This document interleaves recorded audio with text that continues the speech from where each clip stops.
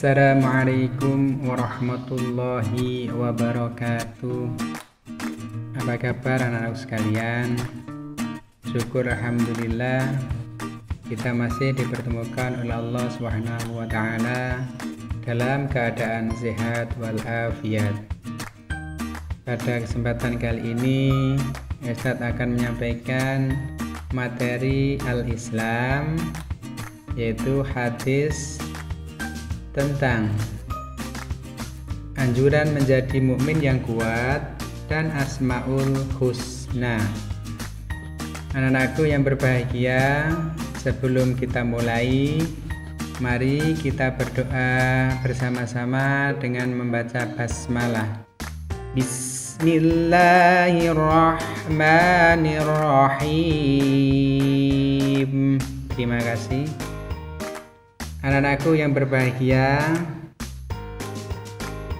Ustadz akan membacakan hadis tentang anjuran menjadi mukmin yang kuat.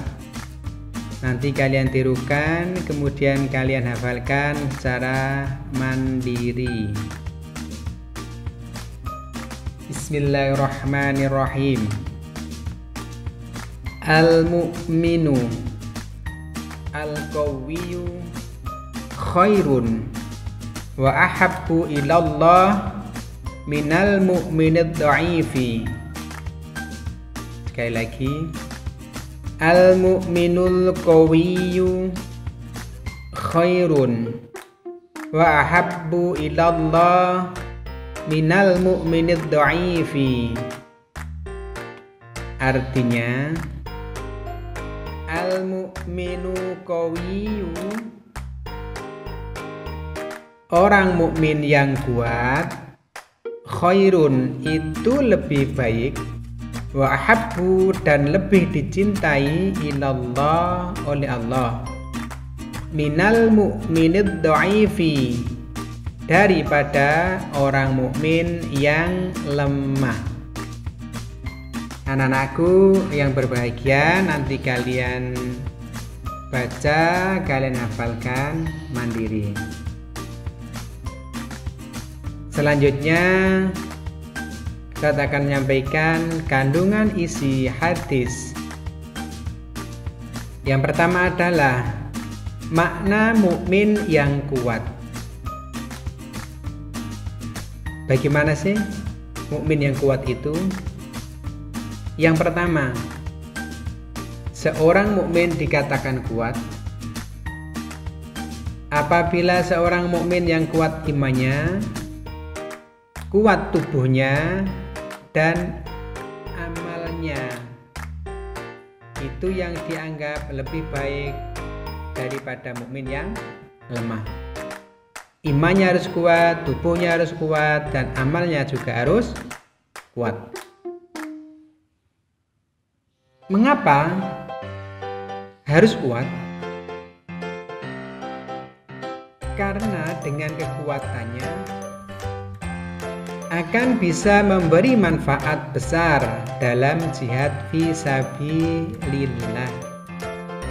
Ketika orang itu lemah, maka orang itu tidak akan bisa berbuat apa-apa. Makanya ada jiwa yang sehat terletak pada badan yang kuat. Untuk menjadi kuat, banyak-banyaklah berolahraga. Jangan malas-malasan. Makna mukmin yang kuat berikutnya adalah bahwa kekuatan itu tidak ada gunanya jika seorang mukmin tidak memiliki semangat juang yang tinggi. Seperti kalian, kalau kita sebagai siswa tidak punya semangat untuk belajar yang tinggi, maka kita akan ketinggalan. Selanjutnya, makna mukmin yang kuat, sehingga mukmin yang kuat lebih baik dan lebih dicintai oleh Allah daripada mukmin yang lemah. Karena lemah itu lemah-lemahnya tidak punya semangat, tidak punya kemauan, dan hanya malas-malasan. Sehingga Allah tidak menyukai orang yang lemah. Anak-anakku yang berbahagia, selanjutnya adalah bentuk kekuatan yang disukai oleh Allah. Kuat seperti apa sih yang disukai oleh Allah? Yang pertama, kekuatan fisik. Mengapa fisik kuat disukai oleh Allah? Dengan fisik yang kuat, manusia bisa menjalankan aktivitas dengan sempurna. Contoh, orang yang kuat bisa sholat dengan sempurna. Beda dengan orang yang sakit, sholatnya bisa dengan duduk, dengan tidur. Itu yang membedakan. Sehingga Allah menyukai orang yang fisiknya kuat. Yang kedua, yang disukai oleh Allah adalah kekuatan tekad dan iradah. Maksudnya, dengan fisik yang kuat, manusia bisa mempunyai tekad yang kuat dan kemauan yang kuat.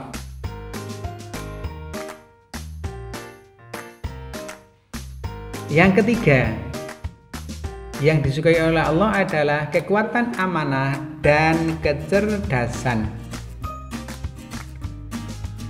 Allah sangat menyukai orang yang jujur dalam menyampaikan amanah.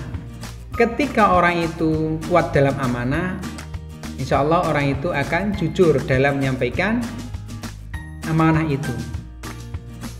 Ketika orang cerdas, maka orang berpikirnya akan cepat. Kemudian yang terakhir, yang disukai oleh Allah adalah kekuatan dalam melawan musuh. Kalau sekarang musuh kita adalah diri kita sendiri. Kalau kita mampu melawan hawa nafsu yang ada dalam diri kita, berarti kita termasuk orang yang kuat. Itu yang dicintai, disukai oleh Allah. Anak-anakku yang berbahagia, selanjutnya adalah materi Asmaul Husna.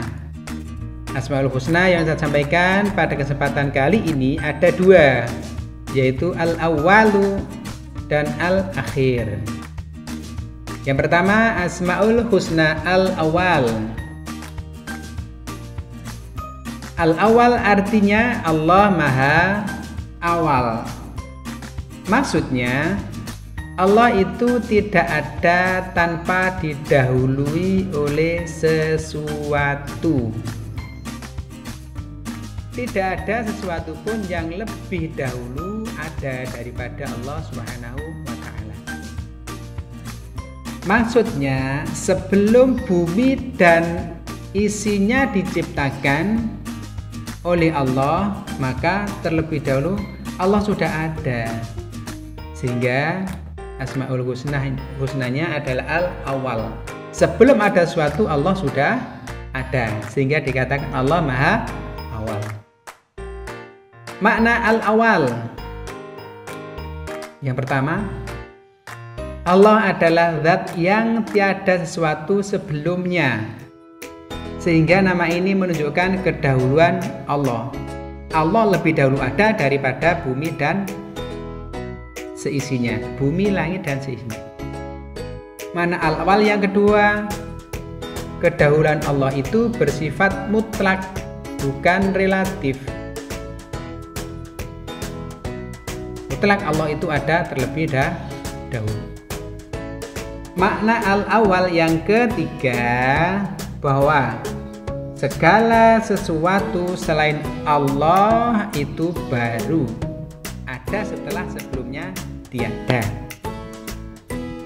Jadi kita diciptakan oleh Allah itu sudah ada Allah. Anak-anakku yang berbahagia, Asmaul Husna yang kedua adalah Al-Akhir. Al-Akhir artinya Allah Maha Akhir.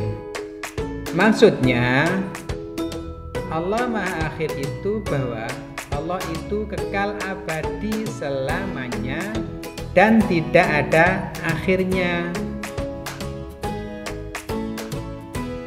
Al-awwalu wal akhir. Yang awal Allah, yang akhir juga Allah. Makna al-akhir, yang pertama, Allah adalah zat yang tiada sesuatu setelahnya. Jadi sejak Allah tidak ada lagi, hanya Allah yang ada. Yang nomor dua, menunjukkan keabadian dan kekekalan Allah Subhanahu wa Ta'ala. Yang abadi dan kekal adalah hanya Allah Subhanahu wa Ta'ala. Semua yang diciptakan Allah namanya makhluk akan mengalami kehancuran. Makna yang ketiga, Allah merupakan tujuan dan tempat tergantung seluruh makhluk. Allahus Somad. Jadi Allah adalah tempat tergantungnya seluruh makhluk. Kalau kita memohon, kita memohonnya kepada Allah.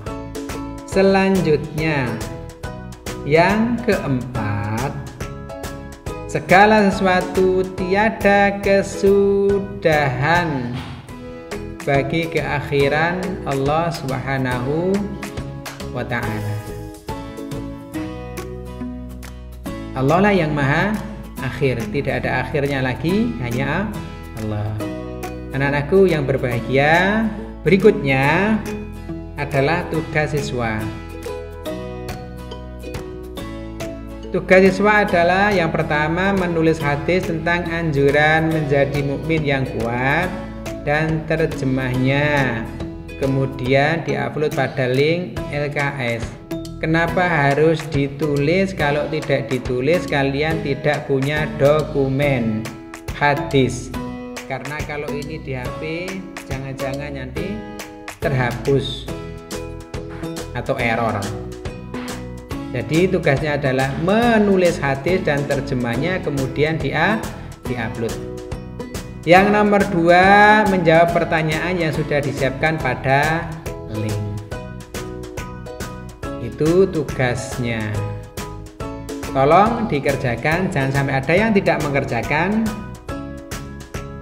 Karena nanti kalau tidak mengerjakan, tahu sendiri akibatnya. Tidak ada nilainya. Anak-anakku yang berbahagia, mungkin itu yang bisa Ustadz sampaikan. Kurang lebihnya Ustadz mohon maaf. Kita tutup bersama-sama dengan bacaan Alhamdulillahi Rabbil Alamin. Wassalamualaikum warahmatullahi wabarakatuh.